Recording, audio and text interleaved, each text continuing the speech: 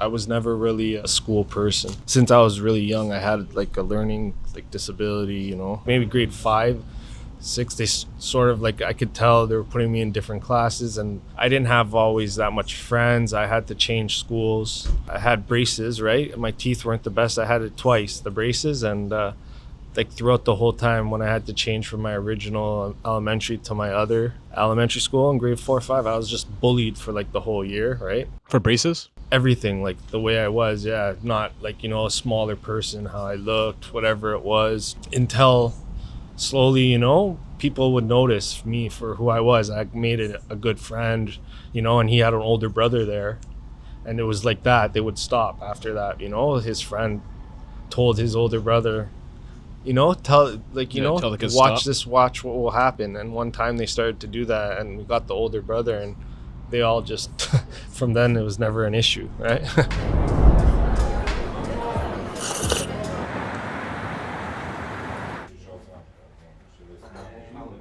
How do you feel like the way that kids treated you in the past turned you into the adult that you are? It made me like my skin very thick, you know, along with like a lot of other stuff that I've been through. Like people don't understand, right? When they look at you, like they don't see what issues you have. Like you could be looking at the person at the end of the street, they might look all dandy or everything's fine, but a lot of people don't have the compassion, right? And I feel that's how it built me to be a good person, you know? Do you feel like it was there ever a moment where you wanted to turn into a bitter person or a resentful person or an angry person because of that? Once you're bullied, like you feel like, you know, you feel like you don't want to bully other people. So I think it makes you a better person, if anything.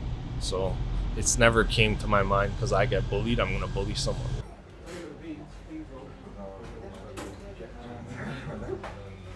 What was a day in your life like when you used to be using alcohol? It was kind of something that I would have sort of like water, like, and I wouldn't just drink, right? I would have something else with it or whatever. And time kind of just like goes by and you forget about everything, everybody. And it feels like you're just wasting like your life. You don't focus on like the important things, you know? What would you say was the reason that got you into using, or when did that really start for you? Started around 15. Like, I mean, like I told you about this learning disability, all that. Slowly with like marijuana, this and that, people say it's not a gateway, right?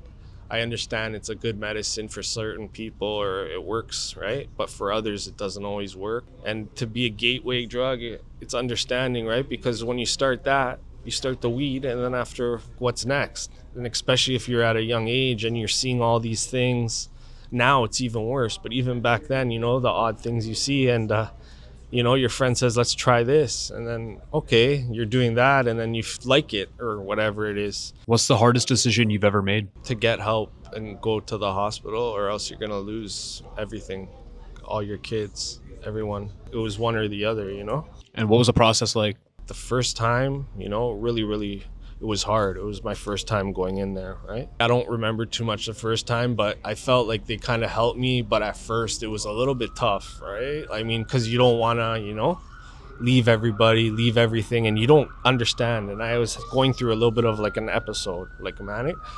So that went through, you know, I got my help. They gave me good meds, and, you know, it was good there. It was good. Then recent, like the 6 years ago, I was becoming like crazy or something, like the liquor or some combination inside of the drugs. I guess it was because of cocaine or whatever. I was thinking maybe, I don't know if it's because of the new society or whatever. And I thought maybe I was like something that I wasn't, but I didn't see it. Like I thought I was like a kingpin or like whatever, you know, like everything I like wanted to be because I was like high, right? Or because I thought I was in the game. Slowly, my parents, my whole family knew that this is definitely not the person I am. I was starting to do different, like make different decisions, you know, not come home at all. Or, you know, when I was supposed to come home to bring my kids dinner, like I would be, you know, and that was never me. My fiance would call and be like, how the heck? Like, you know, it's 10, 12, and they're supposed to feed the dinner or bring it. And my mom, she's like, that's never like, you know, and sometimes I wouldn't answer, or like, you know what I mean? And it's like, you kind of make an excuse, right? When you're on substances, you know what I mean? And it's just got me so sad along with that, it's just, the health issues, everything. So that was one of the best choices I've ever made, right? What's your off-screen struggle? Probably have to be like my depression, right? And since I was young, had a learning disability. Yeah, and having to take all these, like the medicine, right? What type of thoughts did you have? Like, what did you think about that made you spiral into that state? When you're saying I went through from the manic to a depression state, like at my full depression, what I felt like was like, as much as I had people who loved me, I had a whole family, everybody cared for me.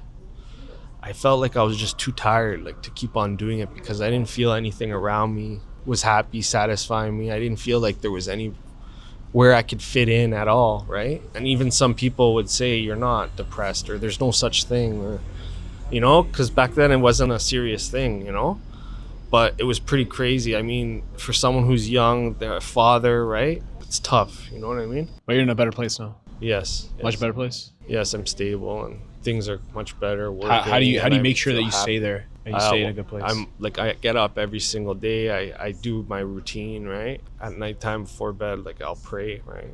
I stay consistent with everything. The best thing is to do a routine kind of thing, so you continue doing it. Like I'll do my bed, fold everything up, keep everything clean, help the kids, make them, breakfast. Then I get ready for work, and that's the best for me.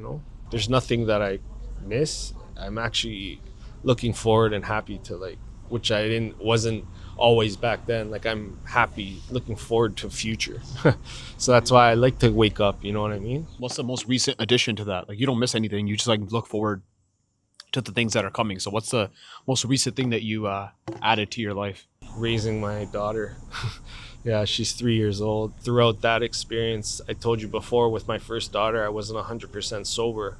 I mean, like going to the hospital, this and that, I was strong enough, right, to be sober, but it doesn't make a difference, because when drugs are in your system, they stay for a while, right?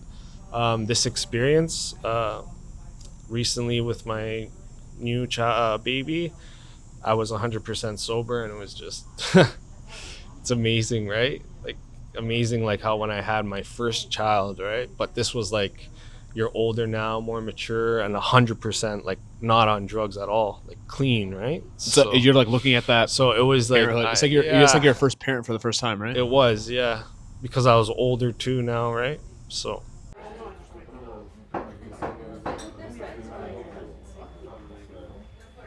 If you lost your memory, who would be the person to remind you of who you are? For sure, it would be my fiance. What would they say? Who are you? Who's Michelangelo? For sure, they would say that, first of all, he's a father. He's loving, caring person, like he puts in his utmost, like best, to do what he could do, for his family, people around him, friends. He's a very friendly person. He's nice, He's been sober and been stable for 6 years. He's into music. He's very creative. He's just very passionate about arts, and like in the room, he would be always that person to sort of light or make everybody laugh. I love that. Which could be good or could be wrong at times. What would they say is your best trait? Just the way I just make everybody, like if I make little jokes, or the way I laugh, or I think that would be one of my friendliness would be one of my best traits. What are your last words? My last words of advice would be just to keep on chasing your dreams and never give up. If you're in a rough place, ask for help, advice, speak to somebody. From there, hopefully everything will go well,